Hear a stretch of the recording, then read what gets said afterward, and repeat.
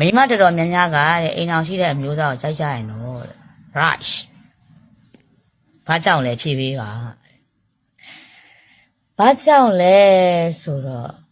အဲ့ဒီအမျိုးသားတွေကလေတော်ကီကျွဲတယ်အပြောချိုးတယ်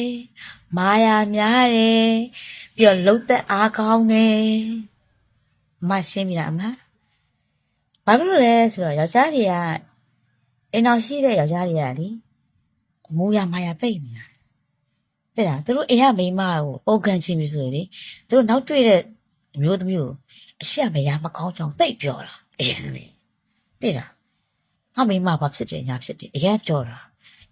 ဘာလို့လဲသွားပြီးမตายရနဲ့နေတို့စားဖို့ဝါဖို့ဒီတို့နီလန်းခင်းတာဟိုလေအဲ့အရှိမိန်းမရဲ့မကောင်းကြောင်လေးပြောပြီးဆိုသွားပြီးตายရမလဲဒီတို့အစွဲခံရတော့မှာနော်ယောက်ျားတွေမာယာမိန်းမတွေချက်ချက်ဖို့ကောင်းနေမိန်းမတွေကလေသူတို့ကြိုက်လို့ရှိရင်တက်ခွတက်ဆောက်တက်လို့တာယောက်ျားတွေအဲ့လိုမဟုတ်ဘူးသူတို့ပဲပါလာအောင်သူကတိန်တွင်းတာစီးယုံတာအရန်တော်တယ်နော်အဲ့ဒါပါပဲဖြေချင်တာကတော့ရှိပါသေးတယ်ကျမအဖေတက်တော်ရုံကြီးကဘာနဲ့တော့ကျုပ်အခုကြည့်ရပိုင်းဒီရပိုင်းအရန်စာတွေရန်ပို့လာကျုပ်စကားပြောရတယ်ဆော့ရအရန်ကြမ်းလို့လားမသိဘူးအဲ့တက်တော်ရုံကြီးရတယ်အငယ်အနှောင်းကြီးလားမသိဘူးကျုပ်တော်တော်မုန်းတယ်တော့ခြေပေးလိုက်ပြီနော်ဘာမှန်းလည်းမသိဘူးဒီနေ့မခိုင်ချောနေတယ်လို့ပဲချောမှာပေါ့သူတို့ကစိတ်ချမ်းသာအောင်ထားရင်တဲ့ကိုယ်တိုင်လည်းစိတ်ချမ်းသာတယ်တဲ့ဘာဖြစ်တော့ပါသူတို့ကစိတ်ချမ်းသာအောင်သူတို့ကမဟုတ်ပါဘူးအကုန်လုံးစိတ်ချမ်းသာအောင်လုပ်ပေးလိုက်လို့လားမသိဘူး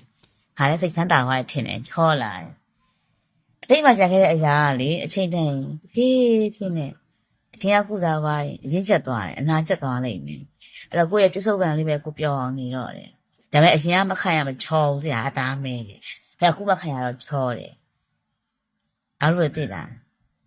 ဒီကစိတ်နှလုံးသားလေးကောင်းနေဖို့ရည်ကြီးတယ်နောက်မှရှင်းပြတော့မယ်ဒါပဲအဝ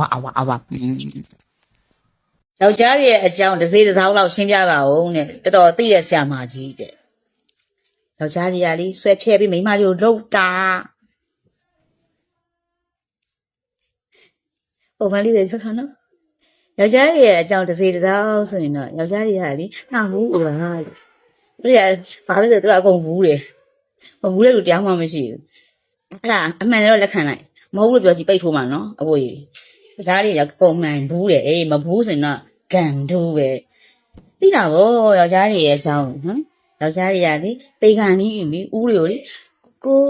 ကိုကြီးတို့အမေချဲကျစ်တယ်ငါပြတန်နဲ့ခေါ်ကြည့်တာလေအဲ့တေကန်ကြီးတောင်မွေးကင်တဲ့ဦးလေးကြီးခိုင်တောင်မှ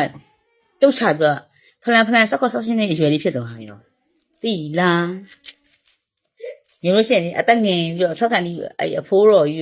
ကိုကိုခေါ်ကြတယ်သူကအသက်မထွက်တော့ဘူးငါအသေးပွဲနေရနော်တို့ငါလာပြုတ်မေးကြနောက်ငါပြန်မေးမှနေပေါ်နေတွေ့တာငါဟင်းချက်ရတော့မယ်ဒီနေ့ပါရီမေးမှလည်းမသိဘူး